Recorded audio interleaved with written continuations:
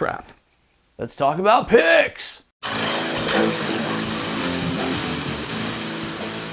Hello everyone, and welcome back to the channel. Now, picks are often treated like the pennies of the guitar world. You take one, you leave one, you pass them by in the street, don't bother to pick them up. So it's easy to think of them as something that just gets tossed into the deal when you're at your local music store buying something that you actually want. For most of us, that's how we got our first picks. But picks are the primary mechanism by which we generate string motion on the instrument. They are the first thing in our signal chain.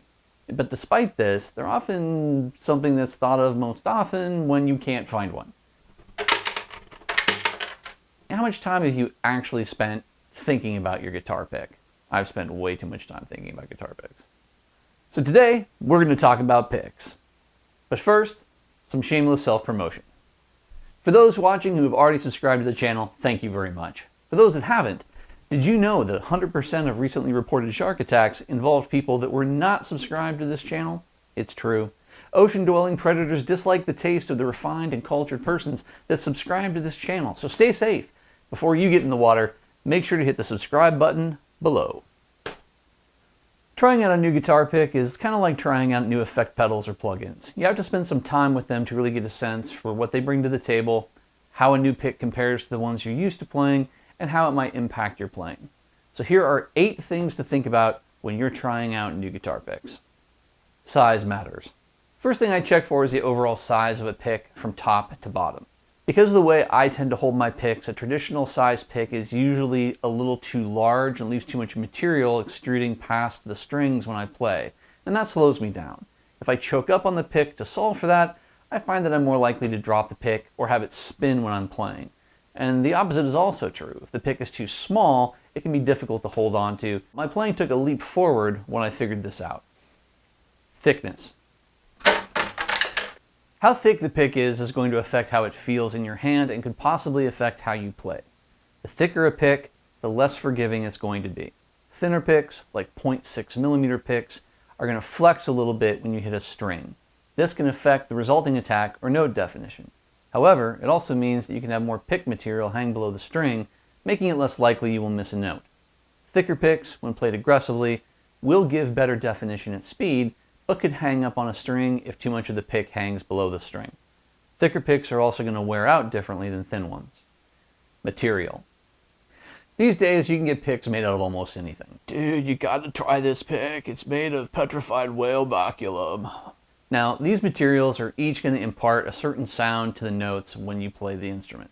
Most of the time this is going to be really subtle and you're going to have to listen very, very closely back and forth between different pick types in order to hear the detail. Sometimes this is going to be really obvious, like if you're going from a plastic pick to a metal pick, for example. Also, some materials are going to feel better to you when you hold the pick in your hand based on your personal taste, so pay attention to that. Shape and bevel. Now, the overall shape of the pick is important to consider. However, the shape and bevel of the tip of the pick, in my opinion, is most important. This is the part of the pick where the rubber really meets the road. If you're playing with thicker picks, say 1mm and up, this can really have a big difference on how the pick performs. Personally, I find picks that have a really sharp point without much bevel to give me the best results for the way I like to play. Texture. Picks made from different materials are going to have a different feel or texture to them. Beyond that, many picks will have been designed to be easier to hold by including textured surfaces. Now, these might be raised logos or diamond patterns or etched letters or holes. These will help prevent you from dropping the pick or for when your hands get sweaty for the pick to start to spin and otherwise mess up your playing. So pay attention to how these features work for you and how they feel in your hand. Feel. Now, guitar players like to talk about feel all the time, and this is a very individual thing. So how does the pick feel to you as it goes across the strings? Does it feel fast and frictionless? Does it feel slow? Does it feel different playing single note passages than when you play chords? Does it feel like an extension of your hand and help you actually express yourself on the instrument or not? Sound. So how does the pick sound as it goes across the strings? This might seem like a strange thing to consider, but the pick is part of our signal chain and it imparts a quality to the notes when they're played. The pick might make the notes sound dull or bright. The pick might make all the notes sound the same, which can be really frustrating if your playstyle includes a lot of dynamics. The pick itself could make noise. For example, to my ear when playing with a really thin pick, like a 0.6mm pick, it creates a sound like shuffling a deck of cards. And I can hear that pick flex and then strike the next string before sounding the note, which has a really percussive quality about it that I personally don't like. Overall player experience.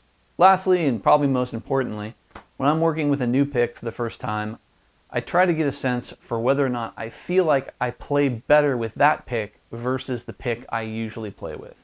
Now this might be an immediate conclusion, or it might take me a few hours of playing to reach that decision.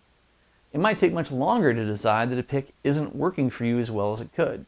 When I first made the switch from standard Fender heavy picks to Dunlop Jazz 3 picks, my playing improved by leaps and bounds.